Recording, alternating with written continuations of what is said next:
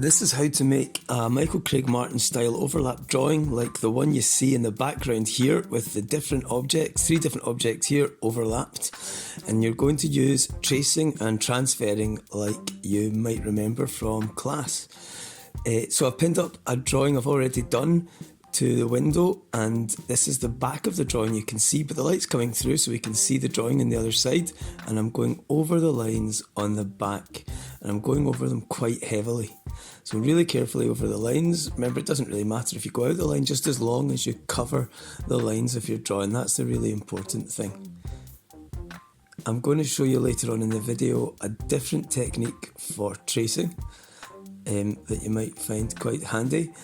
And we're going to try and overlap 3 different objects. So have 3 drawings of objects, nice simple line drawings that look 3D in the style of Michael Craig Martin, the guy we've been learning about during this online lockdown project. And this is going to be your final piece for this project. Right, so that's that just about done. Over the lines. And then I'm going to take this drawing, and here you can see that's the tracing I've just done, that's the actual drawing itself. And now on a new piece of paper, I'm going to draw with a sharp pencil. Remember, use a sharp pencil for this, and I'm going to push down over my drawing. I'm going to draw down over the drawing. And what that does is that pushes the pencil that I've put on the back onto the new piece of paper underneath. And so we'll see a lighter version of the drawing underneath. And you'll see that in just a second now.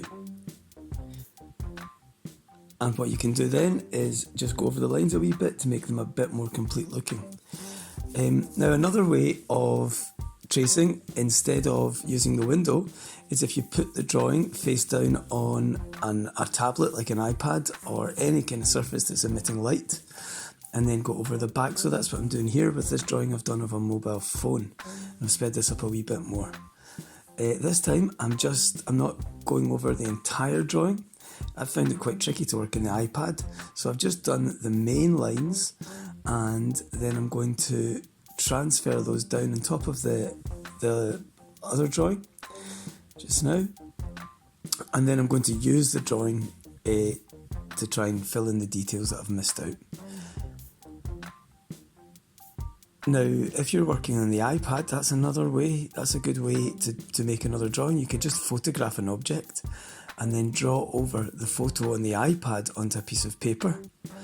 Then draw that on the other side, trace that, and then transfer that down, and that could be a good way to make your work.